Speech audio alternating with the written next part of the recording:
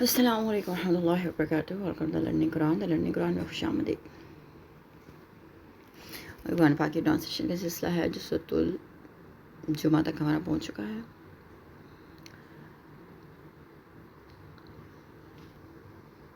اور صف ہم نے مکمل کی تھی لاسٹ ٹائم. جمعہ تک ہم پہنچ چکے ہیں.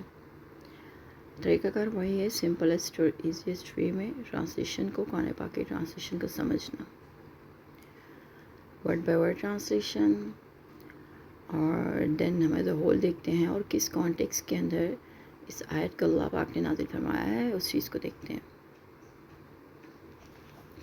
ٹھیک ہے. اور مقصد یہی ہے کہ ایزیسٹ وے میں اور آسان ترین انداز کے اندر ہمارا یہ ہو قرآن پاک کو سمجھنے کی کوشش کی جائے. چلیے اسٹارٹ کرتے ہیں. بسم اللہ الرحمن الرحیم. یسبح للہ ما فی السماوات وما فی الارض. تسبیح کر رہی ہے اللہ ہی کے لیے ہر وہ چیز جو آسمان میں ہے اور جو چیز زمین میں ہے. الملک القدوس، جو مالک ہے نہایت پاکیزہ.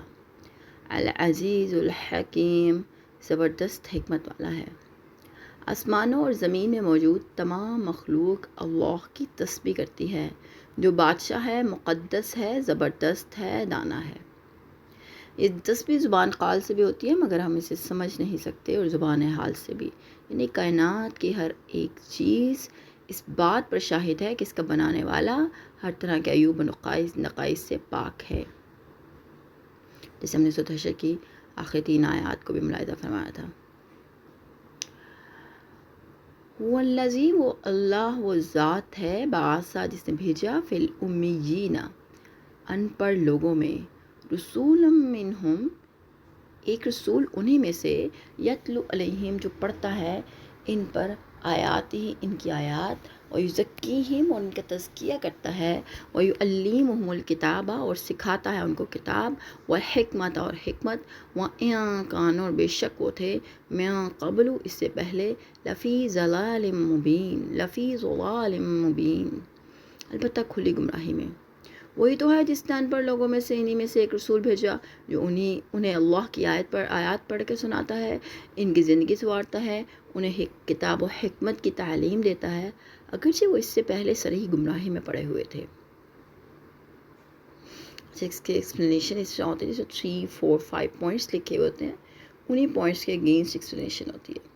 جیسے جس نے ان پڑھ لوگوں میں انہی میں سے ایک رسول بھیجا، ان پڑھ میں 3 پوائنٹ لکھا ہوا. ٹھیک ہے، یعنی کہ اس کا مطلب 3 پوائنٹس پہ اس کی ایکسپلینیشن اس کی 3rd پوائنٹ پہ ہے. اور جہاں پہ یہ ہے اور انہیں کتاب و حکمت کی تعلیم دیتا ہے، اس میں نمبر 4 لکھا ہوا ہے. اٹس مین کہ 4th پوائنٹ پہ اس پوائنٹ کی ایکسپلینیشن ہے، اگرچہ وہ اس سے پہلے صریح گمراہی میں پڑے ہوئے تھے. صریح گمراہی میں پڑے ہوئے تھے، 5 لکھا ہوا ہے یہاں پہ، تو 5th پوائنٹ پہ اس کی ایکسپلینیشن ہے. چلیے لیٹس سی. یہود امی کا لفظ حقارت و طنز کے طور پہ بولتے تھے. لفظ امی کی تشخیص الاعراف کی آیت نمبر 155 اور 154 کے تحت گزر چکی ہوئی ہے، لیکن اس صورت میں آگے چونکہ یہود کا خطاب ہو رہا ہے لہذا یہاں وہی مفہوم مراد ہوگا جو یہودی اس لفظ سے لیا کرتے تھے. یہودی خود تو اپنے آپ کو بہت پڑھے لکھے اور عالم و فاضل سمجھتے تھے، اور اپنے سوا سب غیر یہودیوں کو حقیر سمجھ کر امی کہتے تھے، یعنی ان کے سوا سب لوگ ان پڑھ اور بدو ہیں. اور رسول اللہ صلی اللہ علیہ وسلم پر ایمان نہ لانے کی ایک بڑی وجہ یہ بھی تھی، وہ یہ سمجھتے تھے کہ نبی آخر الزمان ہم جیسے عالم فاضل لوگوں میں سے ہوگا. گویا انہوں نے اس بات میں اپنی توہین سمجھی کہ وہ ایک ان پڑھ یا غیر یہود قوم میں مبعوث ہونے والے نبی پر ایمان لائیں. اس نبی امی یا نبی آخر الزمان کی 4 ذمہ داریاں تھیں. ان ذمہ داریوں کی کچھ کی تفصیل پہلے سورۃ بقرہ کی آیت نمبر 129 کے حواشی میں گزر چکی ہے. دورے نمبر 5، دور جہالت میں عرب معاشرے کی حالت. قانون سے مراد یہی یہود قوم بھی ہو سکتی ہے، مشرکین عرب بھی، اور پورا عرب معاشرہ بھی. قوم یہود ان اخلاقی بیماری میں مبتلا تھی. ان میں جس قدر اخلاقی انحطاط رونما ہو چکا تھا اس کی داستان بڑی طویل ہے اور قرآن پاک میں جا بجا مذکور ہے. رہا عرب معاشرہ جس میں یہود بھی شامل تھے، ایسی نہ ختم ہونے والی قبائلی لڑائیوں میں مبتلا ہو چکا تھا جس سے گھروں کے گھر برباد ہو گئے تھے، لیکن اس بیماری کا کوئی علاج نظر نہیں آتا تھا. شرک عام تھا، ہر قبیلے کے الگ الگ بت بھی ہوتے تھے، اور کچھ بڑے مشترک بت بھی ہوتے تھے۔ لوٹ مار، قتل و غارت، فحاشی، زنا کاری، شراب نوشی، یہ سب باتیں ان کی گٹھی میں پڑی ہوئی تھیں۔ اگرچہ سودی لین دین کا بھی رواج تھا، تاہم اس کام میں یہودی قوم سب سے پیش تھی، اور اس بات کے باوجود کہ سود ان کی شریعت میں حرام تھا، انہوں نے غیر یہود سے سود لینا وصول کر لینا صرف جائز ہی نہیں بنا رکھا تھا، بلکہ اسے ایک مستحسن فعل سمجھتے تھے۔ انہی بیماریوں کی وجہ سے اہل عرب کی زندگی انتہائی تلخ صورت اختیار کر چکی تھی۔ وآخرین منہم، اور کچھ دوسرے ان میں سے، لما ہلاک یلحقوا بہم، وہ ملے ان کے ساتھ، اور وہ عزیز الحکیم، زبردست حکمت والا ہے، اور انہی کے کچھ دوسرے لوگوں کی طرف بھی بھیجا جو بھی ان سے ملے نہیں، اور وہ زبردست حکمت والا ہے۔ آپ تمام لوگوں کے لیے تا قیامت رسول ہیں۔ نبی آخر الزمان صرف ان امی اہل عرب ہی کی طرف مبعوث نہیں کیے گئے تھے، بلکہ بعد میں قیامت تک آنے والے لوگوں کے بھی نبی ہیں۔ گویا آپ کی نبوت اور رسالت صرف اہل عرب کے لیے اور صرف اس دور کے لیے نہیں تھی، بلکہ اس دور کے بعد میں تا قیامت آنے والے سب انسانوں کے لیے یکساں ہیں۔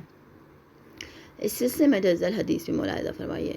سیدنا ابو ہریرہ رضی اللہ تعالیٰ عنہ کہتے ہیں کہ جب سورۃ جمعہ نازل ہوئی تو ہم سب آپ صلی اللہ علیہ وسلم کے پاس بیٹھے ہوئے تھے۔ میں نے آپ صلی اللہ علیہ وسلم سے پوچھا، وآخر منہم لما یلحق بہم وہو العزیز الحکیم، سے کون سے لوگ مراد ہیں؟ آپ نے کوئی جواب نہیں دیا۔ میں نے 3 بار یہی سوال کیا۔ اس وقت ہم لوگوں میں سلیمان فارسی بھی بیٹھے ہوئے تھے۔ آپ نے ان پر اپنا ہاتھ رکھ کر فرمایا کہ اگر ایمان سریہ پر بھی ہوتا تو ان لوگوں فارس والوں سے کئی لوگ وہاں تک پہنچ جاتے۔ اہل فارس کی خدمت اسلام۔ آپ نے پہلے 2 بار اس سوال کا کوئی جواب نہیں دیا، اس لیے اس سے مراد کوئی خاص لوگ نہیں تھے، بلکہ اس سے مراد عامت الناس تھے۔ پھر جب سیدنا ابو ہریرہ رضی اللہ تعالیٰ عنہ نے تیسری بار بھی یہی سوال کیا تو آپ نے اہل فارس کا نام لیا۔ یہ لوگ دوسروں سے بڑھ چڑھ کر دین اسلام کی خدمت کیا کرتے تھے۔ چنانچہ عملاً ہوا بھی ایسا ہی۔ صحابہ کرام کے دور کے بعد اسلام کی نشر و اشاعت کا جتنا کام اہل فارس نے سر انجام دیا، دوسروں کے حصے میں یہ سعادت نہ آ سکی۔ بڑے بڑے محدثین اور فقہاء کی اکثریت اسی علاقے سے تعلق رکھتی ہے۔ اللہ تعالیٰ کے زبردست اور حکمت ہونے کی اس سے بڑھ کے کیا دلیل ہو سکتی ہے کہ اس نے اپنا رسول بھیج کر 22-23 سال کی مختصر مدت میں عرب بھر کی کایا پلٹ کے رکھ دی۔ شرک کی جڑ کٹ گئی اور خالصاً اللہ کے پرستار پیدا ہو گئے۔ پہلے سب ایک دوسرے کے دشمن تھے اور اب بھائی بن کر شیر و شکر ہو گئے۔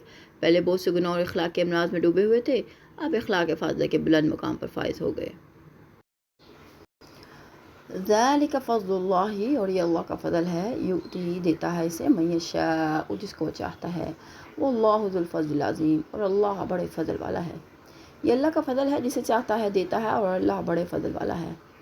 یہود اگر چلتے ہیں تو چلتے رہیں، وہ کوئی اللہ کے فضل کے ٹھیکیدار نہیں ہے کہ رسول کا اگر آنا تھا تو انہی قوم میں سے آنا چاہیے تھا، اور یہ فضل بھی کیا کم ہے کہ تا قیامت تمام روئے زمین پر ان کی قیادت پیغمبر اسلام اور آپ صلی اللہ علیہ وسلم کی امت کے سپرد کر دی گئی۔ مثل الذین، مثال ان لوگوں کے لیے، حملوا التوراۃ، جو اٹھوائے گئے تورات میں، ثم پھر لم یحملوها، انہوں نے نہ اٹھایا اس کو، کمثل الحمار، مانند مثال گدھے کی ہے، یحمل اسفارا، جو اٹھاتا ہے بوجھ، سب بری ہے۔ مثل القوم الذین، مثال اس قوم کی جنہوں نے، کذبوا، جھٹلایا، بآیات اللہ، اللہ کی آیات کو، واللہ، اور اللہ تعالیٰ، لا یہدی، ہدایت نہیں دیتا، القوم الظالمین، ظالم قوم کو۔ جن لوگوں کو تورات کا حامل بنایا تھا، پھر انہوں نے یہ بار نہ اٹھایا، ان کی مثال اس گدھے کی سی ہے جو کتابیں اٹھائے ہوئے ہوں۔ اس سے بھی بری مثال ان لوگوں کی ہے جنہوں نے اللہ کی آیات کو جھٹلایا، اور اللہ ظالم لوگوں کو ہدایت نہیں دیتا۔ پڑھے لکھے یہود کے اخلاقی انحطاط۔ اس آیت اور اس سے آگے کی آیت میں براہ راست یہود کو خطاب کیا گیا ہے، جو اپنے آپ کو بڑا عالم فاضل سمجھتے تھے۔ انہوں نے تورات کی کئی شرحیں بھی لکھ رکھی تھی، جنہیں تلمود کہتے تھے۔ ان میں سے اکثر لوگ لکھنا پڑھنا جانتے تھے اور بہت سے تورات کے عالم بھی تھے۔ عرب بھر میں ان کے تمام علم و فضل کی دھاک بیٹھی ہوئی تھی، اسی لیے وہ دوسرے سب لوگوں کو امی، ان پڑھ، بدو کہتے تھے اور انہیں حقیر سمجھتے تھے۔ لیکن ان کی عملی زندگی کا یہ حال تھا کہ وہ بے عمل بھی تھے اور بد عمل بھی۔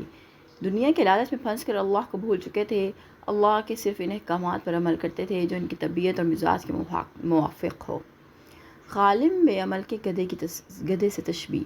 حرام خوری اور اعلان جھوٹ بولنا، بد عہدی، دغا بازی، کتاب اللہ میں اپنی مرضی کے موافق تحریف کر لینا، سود کھانا اور غیر یہود کے مال کو ناجائز طور پر حاصل کرنے کے لیے اس سے اپنے لیے حلال اور طیب سمجھنا ان کی طبیعت ثانیہ بن چکی تھی۔ اس لیے اللہ نے ان کی مثال ایسے گدھے سے دی ہے جس کی پیٹھ پر کتابیں لاد دی گئی ہوں۔ وہ نہیں جانتا کہ اس کی پیٹھ پر علم و حکمت کے خزانے لادے ہیں یا پتھر ہیں۔ بے الفاظ دیگر اللہ نے ان لوگوں کو گدھا قرار دیا جو علم و فضل کے دعوے دار تھے۔ اسے از خود یہ اصول مستمد ہوتا ہے کہ جو عالم بے عمل یا بد عمل ہو وہ عالم نہیں بلکہ گدھا ہوتا ہے جو مفت میں اپنی پیٹھ پر کتابوں کا اور علم کا بوجھ اٹھائے پھرتا ہے۔ جو عالم بے عمل یا بد عمل ہو وہ عالم نہیں بلکہ گدھا ہوتا ہے جو مفت میں اپنی پیٹھ پر کتابوں کا اور علم کا بوجھ اٹھائے پھرتا ہے۔ یہاں اللہ کی آیات سے مراد وہ بشارتیں اور نبی آخر الزمان کی صفات ہیں جو تورات میں موجود تھیں، اور اس نبی آخر الزمان کو جھٹلا دینا ہی گویا اللہ تعالیٰ کی آیات کو جھٹلا دینے کے مترادف ہے۔ قل یا ایھا الذین ہادوا، کہہ دیجیے لوگو جو یہودی بنے ہوئے ہو، ان زعمتم، اگر تم زعم رکھتے ہو یا گھمنڈ رکھتے ہو یا سمجھتے ہو، انکم اولیاء، بے شک تم دوست ہو، للہ اللہ کے، من دون الناس، اللہ کے سوا، فتمنوا الموت، پس تم تمنا کرو موت کی، یا کنتم صادقین، اگر تم سچے ہو۔ اب ان سے کہیے لوگوں جو یہودی بنے ہوئے ہو، اگر تم تمام یہ سمجھتے ہو کہ تمام لوگوں کو چھوڑ کر بس تم ہی اللہ کے دوست ہو، تو اگر تم اس بات میں سچے ہو تو موت کی تمنا کرو۔ ان سب قباحتوں کے باوجود وہ یہ سمجھتے تھے کہ ہم چونکہ انبیاء کی اولاد ہیں لہٰذا ہم بھی تمام دنیا میں اس کے چہیتے اور پیارے ہیں، مرنے کے بعد صرف ہم ہی جنت میں جائیں گے، باقی سب لوگ تو دوزخ میں جائیں گے، نیز یہ کہ مرتے ہی ہم سیدھے جنت میں پہنچ جائیں گے۔ اللہ تعالیٰ نے ان کے اس نظریے کو مردود قرار دیتے ہوئے فرمایا، اگر تم اپنے دعوے میں سچے ہو تو پھر تو تمہیں جلد از جلد مرنے کی آرزو کرنا چاہیے تاکہ اس دنیا کے جھنجھٹوں اور جنجالوں سے تمہیں نجات مل جائے۔ وَلَا يَتَمَنَّوْنَهُ، اور نہ وہ تمنا کریں گے اس کی ابداً کبھی بھی، بما قدمت، بوجہ اس کے جو آگے بھیجا، ایدیہم ان کے ہاتھوں نے، واللہ علیم بالظالمین، اور اللہ جاننے والا ہے ظالموں کو۔ اور یہ لوگ کبھی بھی موت کی تمنا نہ کریں گے اپنے ان کرتوتوں کی وجہ سے جو یہ کر چکے ہیں، اور اللہ ظالموں کو خوب جانتا ہے۔ یہودی موت کی آرزو کیوں نہیں کرتے، مگر حقیقت حال اس کے بالکل برعکس تھی۔ اس آیت کے نزول کے بعد محض اپنے دعوے کو سچا قرار دینے کی خاطر انہوں نے جھوٹ موٹ یا زمانی طور پر موت کی آرزو نہیں کی، اس لیے کہ انہیں اپنے بد اتواریوں کا پوری طرح سے علم ہے، اور انہیں دل سے یقین ہے کہ مرنے کے ساتھ ہی جنت کی بجائے سیدھے جہنم رسید ہوں گے، لہذا نہ صرف یہ کہ مرنے کی آرزو نہیں کرتے بلکہ زیادہ سے زیادہ مدت زندہ رہنے پر انتہائی حریص واقع ہوئے ہیں۔ قل ان الموت، کہہ دیجئے بے شک موت، الذی تفرون منہ، تم بھاگتے ہو اس سے، فإنہ ملاقکم، تو بے شک وہ ملنے والی ہے تم سے، ثم تردون، پھر تم لوٹائے جاؤ گے، الی عالم، جاننے والوں کی طرف، الغیب، غیب کے، وہ جاننے والے کی طرف، الغیب غیب کے، وہ شہادت اور حاضر کے، فینبئکم، پھر وہ بتا دے گا تم کو، بما کنتم تعملون، اس کے ساتھ جو تم عمل کرتے تھے۔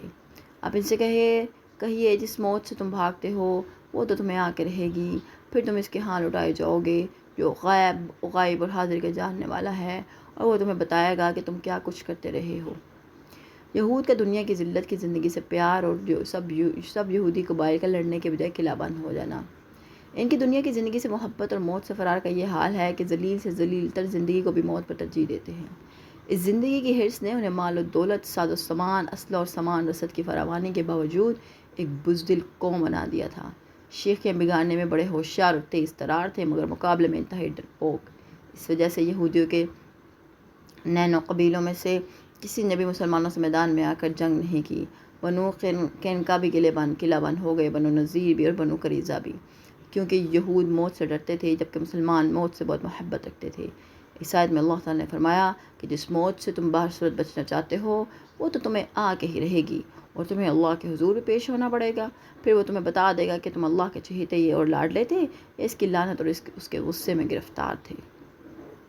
یا ایھا الذین آمنوا، اے لوگو جو ایمان لائے ہو، اذا نودی للصلاۃ، جب پکارا جائے نماز کے لیے، من یوم الجمعۃ، جمعے کے دن، فاسعوا، تو دوڑو، الی ذکر اللہ، اللہ کے ذکر کی طرف، وذروا البیع، اور چھوڑ دو تجارت، ذالکم، یہ، خیر لکم، بہتر ہے تمہارے لیے، ان کنتم تعلمون، اگر تم علم رکھتے ہو۔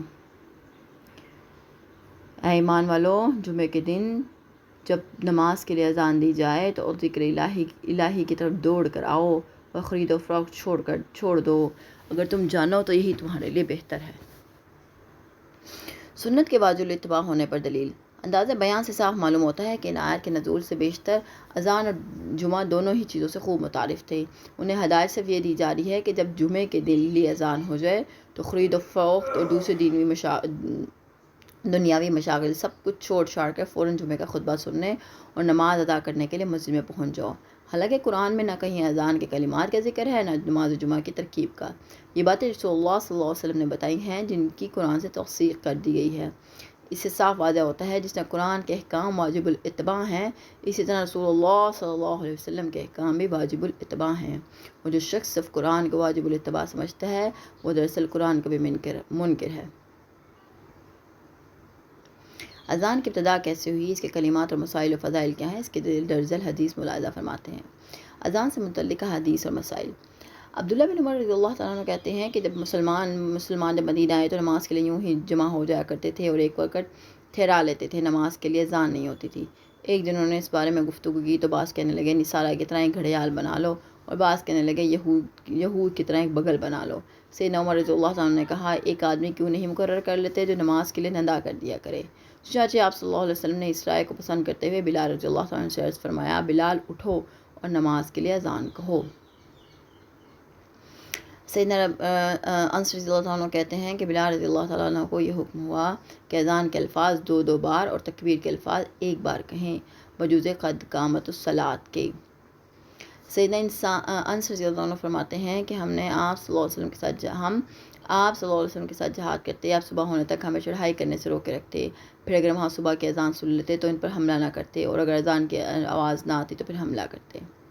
ابو سعید خدری کہتے ہیں کہ آپ صلی اللہ علیہ وسلم نے فرمایا جب تم اذان سنو تو جو کچھ مؤذن کہے وہی کچھ تم بھی کہتے جاؤ، البتہ جب وہ حی علی الصلاۃ کہے تو لا حول ولا قوت الا باللہ کہے۔ جابر بن عبداللہ انصاری رضی اللہ عنہ کہتے ہیں کہ آپ صلی اللہ علیہ وسلم نے فرمایا اذان سننے کے بعد جو شخص یہ دعا کرے، اللہم رب هذه الدعوة التامة والصلاة القائمة آت محمدا الوسیلة والفضیلة والدرجة الرفیعة وابعثه مقاما محمودا الذی وعدتہ، قیامت کے دن میری شفاعت واجب ہوگی۔ کچھ حدیث میں اس طرح سے دعا ہے، اللہم رب هذه الدعوة التامة والصلاة القائمة آت محمدا الوسیلة والفضیلة والدرجة الرفیعة وابعثه مقاما محمودا الذی وعدتہ وارزقنا شفاعتهم یوم القیامة انک لتخلف الميعاد۔ جو شخص اذان کے بعد اذان کے بعد کی دعا پڑھے، قیامت کے دن اس پر نبی کریم صلی اللہ علیہ وسلم کی شفاعت واجب ہوگی۔ سبحان اللہ، کیا اعلیٰ مقام ہے۔ عبداللہ بن حارث بصری رضی اللہ عنہ کہتے ہیں کہ سیدنا ابن عباس رضی اللہ عنہ نے ہم کو جمعے کا خطبہ سنایا۔ اس دن کیچڑ تھی۔ جب مؤذن حی علی الصلاۃ کہنے کو تھا تو انہوں نے اسے حکم دیا کہ یوں پکارے، الصلاۃ، پھر ہار تو اپنے ٹھکانوں پر ہی نماز پڑھ لو۔ یہ سن کر لوگ ایک دوسرے کی طرف دیکھنے لگے۔ ابن عباس نے کہا یہ کام تو سستی نے کیا جو مجھ سے بہتر تھی، اور اس میں شک نہیں کہ جمعہ واجب ہے، یعنی کہ جمعہ ہر حال میں پڑھنا چاہیے جا کے۔ عبداللہ بن عمر رضی اللہ عنہ کہتے ہیں کہ آپ صلی اللہ علیہ وسلم نے فرمایا بلال تو رات رہے سے سحری کی اذان دیتا ہے، اور جب تمام ام مکتوب کا بیٹا اذان نہ دے تم لوگ کھاتے پیتے رہو۔ اور ام مکتوب کے بیٹے عبداللہ اندھے تھے، وہ اس وقت تک اذان نہ دیتے تھے جب تک لوگ یہ نہ کہتے تھے کہ صبح ہو گئی، صبح ہو گئی۔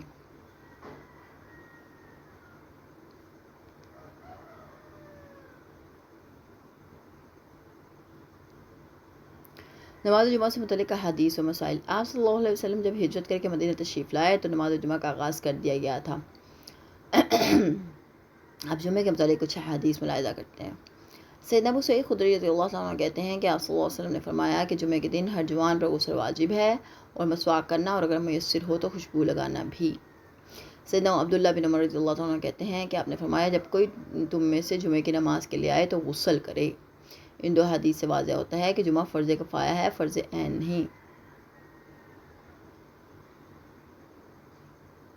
جمعے کے دن غسل کرنا ہر اس شخص پر واجب ہے جس پر جمعہ واجب ہے، اور وہ غسل کر کے نماز کے لیے جائے، جیسے کہ ابو سعید خدری کی حدیث سے واضح ہے۔ مسواک کرنا اور خوشبو لگانا سنت و مستجب ہے، واجب نہیں۔ سیدنا انس بن مالک رضی اللہ عنہ کہتے ہیں کہ آپ جمعے کی نماز اس وقت پڑھتے جب سورج ڈھل جاتا۔ سیدنا عبداللہ بن عباس رضی اللہ عنہ کہتے ہیں کہ جمعے کی اذان ہوتے ہی خرید و فروخت حرام ہو جاتی ہے، اور عطا بن ابی رباح نے کہا کہ ہر پیشہ اور شغل حرام ہو جاتا ہے۔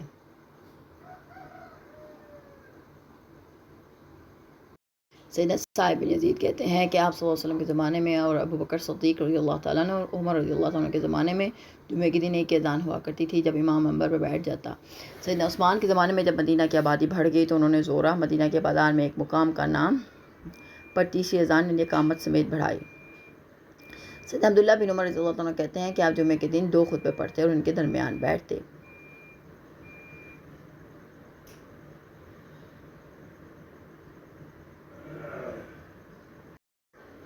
سیدنا ابو ہریرہ رضی اللہ عنہ کہتے ہیں کہ آپ صلی اللہ علیہ وسلم نے فرمایا کہ جمعے کے دن فرشتے جامع مسجد کے دروازے پر کھڑے ہو کر آنے والوں کے باری باری نام لکھتے ہیں۔ جو پہلے آتا ہے اس کی مثال ایسے شخص کی ہے جو اونٹ کی قربانی کرے، پھر دوسرے کی جیسے گائے کی قربانی کرے، پھر تیسرے کی جو مینڈا، پھر چوتھے کی جو مرغی، پھر پانچویں کی جو انڈا قربانی کرے۔ پھر جب امام خطبے کے لیے نکلتا ہے تو فرشتے اپنے دفتر لپیٹ لیتے ہیں اور خطبہ سننے لگ جاتے ہیں۔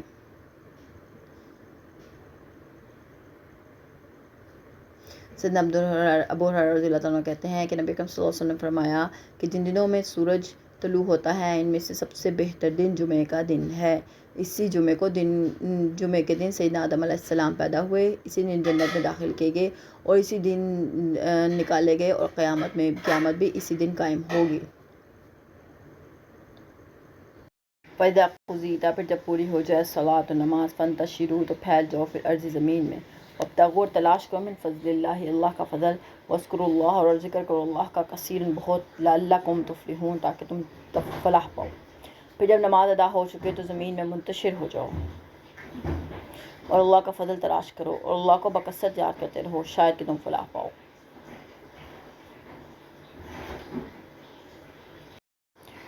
یہ اجازت یا حکم نہیں، یعنی اگر تم نماز جمعہ کے بعد مسجد میں ہی بیٹھ کر اللہ کا ذکر کرو تو بھی اچھا ہے، جانا چاہو تو بھی اجازت ہے۔ اگر جمعے کی نماز کے بعد کاروبار یا کام کاج کرنا ہو تو بھی مکمل اجازت ہے۔ ہاں اتنی بات ضرور ہے کہ جو بھی کام کرو دل میں ہر وقت اللہ کی یاد ضرور رہنی چاہیے، اور اگر ہو سکے تو زبانی بھی اللہ کا ذکر کرو۔ یہ یاد تمہیں معاصی میں پڑھے کس سے روکے گی؟ اس آیت سے معلوم ہوا ہے کہ جمعے کے دن بھی سارا دن ہمیں کام کاج اور چھٹی منانے کی ضرورت نہیں۔ ضروری یہ ہے کہ جمعے کے دن جس پر جمعہ واجب ہے اور وہ بر وقت غسل کرے، مسواک کرے، صاف ستھرے کپڑے پہنے، تیل اور خوشبو لگائے، پھر خطبہ جمعہ ہونے سے پہلے بلکہ خطبے کے اذان سے پہلے مسجد میں پہنچ جائے اور خطبہ بڑے غور سے سنے۔ ہاں اگر ہفتے میں ایک دن کاروبار سے چھٹی کرنا ہے تو مسلمانوں کو جمعے کے دن ہی کرنا چاہیے، جیسے کہ درج حدیث سے واضح ہے۔ سیدنا ابو ہریرہ رضی اللہ عنہ کہتے ہیں کہ آپ صلی اللہ علیہ وسلم نے فرمایا ہم سب امتوں کے بعد دنیا میں آئے لیکن قیامت کے دن سب سے آگے ہوں گے۔ بات صرف اتنی ہے کہ یہود و نصارہ کو ہم سے پہلے اللہ کی کتاب ملی، ان کے لیے بھی جمعے کا دن ہی عبادت کے لیے مقرر ہوا تھا، لیکن انہوں نے اس میں اختلاف کیا اور ہم کو اللہ نے اسی دن کے لیے ہدایت فرمائی، پھر سب لوگ ہمارے پیچھے ہو گئے۔ یہود کا دن کل ہفتے کا دن ہے اور نصارہ کا پرسوں کا دن یعنی اتوار کا دن، انہوں نے اپنی عبادت کے لیے اسپیسیفائی کیے ہوئے تھے۔ وَإِذَا رَأَوْا، جب انہوں نے دیکھا تجارت أَوْ لَهْوًا یا کھیل تماشے کو، انفضوا الیہا، تو مائل ہو گئے اس کی طرف، وترکوک، اور انہوں نے چھوڑ دیا آپ کو قائما، کھڑی حالت میں۔ قل کہہ دیجئے ما عند اللہ، جو اللہ کے پاس ہے، خیر بہتر ہے، من اللہو، کھیل تماشے سے، ومن، اور التجارت، تجارت سے، واللہ خیر الرازقین، اور اللہ بہترین رزق دینے والا ہے۔ اور جب انہوں نے کوئی سود بکتا یا کھیل تماشا ہوتے دیکھا تو ادھر بھاگ گئے اور آپ کو اکیلا چھوڑ دیا، اور آپ ان سے کہیے جو کچھ اللہ کے پاس ہے وہ تماشے اور تجارت سے بہتر ہے، اور اللہ ہی سب سے بہتر روزی رساں ہے۔ مدنی دور کے ابتدائی زندگی معاشی لحاظ سے بھی مسلمانوں کے لیے سخت پریشان کن تھی۔ مہاجرین کے بعد کاری کے علاوہ کفار مکہ نے بھی اہل مدینہ کی معاشی ناکہ بندی کر رکھی تھی، جس کی وجہ سے غلہ کامیاب بھی تھا اور گرانی بھی بہت تھی۔ ایام میں ایک دفعہ رسول اللہ صلی اللہ علیہ وسلم جمعے کا خطبہ ارشاد فرما رہے تھے کہ ایک غلے کا تجارتی قافلہ مدینہ آن پہنچا۔ انہوں نے اپنی آمد کی اطلاع کے طور پر طبلے بجانا شروع کر دیے۔ یہ خبر مزدہ جان فضا سے کم نہیں تھی، چنانچہ خطبہ سننے والے مسلمان بھی محض اس خیال سے اگر دیر سے گئے تو سارا غلہ بک ہی نہ جائے، خطبہ چھوڑ کر ادھر چلے گئے۔ آپ کے پاس صرف 12 آدمیوں کے سوا کوئی نہیں رہا۔ اس وقت یہ آیت نازل ہوئی جس میں مسلمانوں پر میٹھی زبان میں عتاب نازل ہوا کہ یہ قافلے والے کوئی تمہارے رازق تو نہ تھے؟ رزق کے اسباب مہیا کرنے والا تو اللہ ہے، لہذا آئندہ تم ایسی حرکتوں سے اجتناب کرنا چاہیے۔ ضمن اس آیت سے یہ بھی معلوم ہوتا ہے کہ امام کو خطبہ کھڑے ہو کر دینا چاہیے، اور یہی آپ کا معمول تھا۔ اس سلسلے میں 2 حدیث ملاحظہ فرمائیں۔ جابر بن سمرہ فرماتے ہیں کہ نبی اکرم صلی اللہ علیہ وسلم خطبے کھڑا ہو کر دیا کرتے تھے، پھر بیٹھ جاتے، پھر کھڑے ہو کے خطبہ دیا کرتے تھے۔ کعب بن اجر رضی اللہ تعالیٰ عنہ مسجد میں تشریف لائے اور عبداللہ بن ام الحکم بیٹھ کے خطبہ دے رہے تھے۔ کعب نے فرمایا اس کو دیکھو، یہ بیٹھ کے خطبہ دیتا ہے۔ اور جب انہوں نے خرید و فروخت یا کھیل تماشے کے مشغلے کو دیکھا تو اس کی طرف بھاگ نکلے اور تمہیں کھڑا ہوا چھوڑ گئے۔ اوکے، یہ ہمارا سورۃ الجمعہ ہماری مکمل ہو چکی ہے۔ انشاءاللہ نیکسٹ ویڈیو میں ملاقات کریں گے۔ ٹیک کیئر، اللہ حافظ۔